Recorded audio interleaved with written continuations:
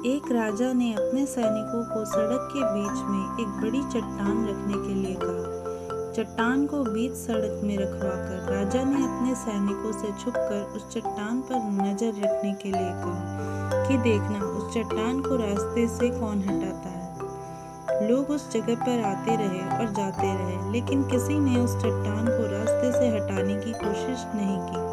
उस चट्टान के पास से लोगों के गुजरने वालों में राजा के कुछ करीबी लोग और शहर के बड़े व्यापारी भी शामिल थे, और उनमें से कुछ लोग तो राजा को ही कोसने लगते कि क्या राजा इस चट्टान को भी रास्ते से नहीं हटवा सकता। लेकिन किसी ने भी उस चट्टान को रास्ते से हटाने का प्रयास नहीं किया। ऐसा काफी दिनों तक चलता रहा।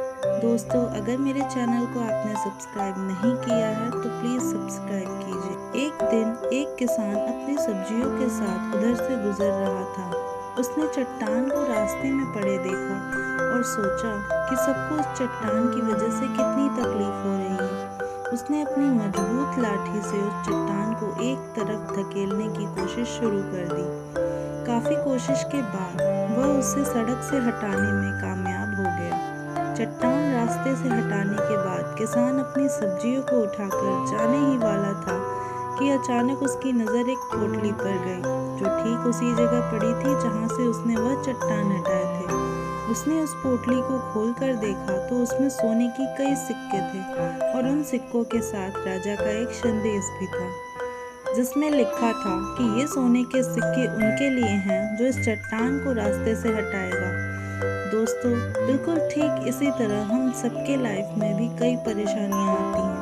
कुछ लोग तो उन परेशानियों से बचकर निकल जाते हैं और कुछ रास्ता बदल देते हैं, और चंद लोग ठान लेते हैं उन परेशानियों का हल निकाल लेने की, और ऐसे ही लोग मुश्किलों में संभावनाओं में छिपे अवसर खोज लेते हैं। मजबूत इरादे और नेक दिल के साथ किए गए कोशिश के परिणाम हमेशा ही अच्छे आते हैं। इसीलिए जीवन में परेशानियों से घबराओ मत, बल्कि उन परेशानियों को हल करने की कोशिश करते हुए जीवन सफर में आगे बढ़ते रहो। दोस्तों, मेरी वीडियो पसंद आए तो मेरी वीडियो को लाइक करें और अपना कमेंट ज़रूर दें कि आपको मेरी ये कहानी कैसी लगी। अगर आपने अभी तक चैनल को सब्सक्राइब नहीं किया है तो प्लीज़ ज़रूर सब्सक्राइब कीजिए। मिलते हैं दोस्तों कुछ नए और इंटरेस्टिंग कहानी के साथ। तब तक के लिए okay friends, thank you and bye bye.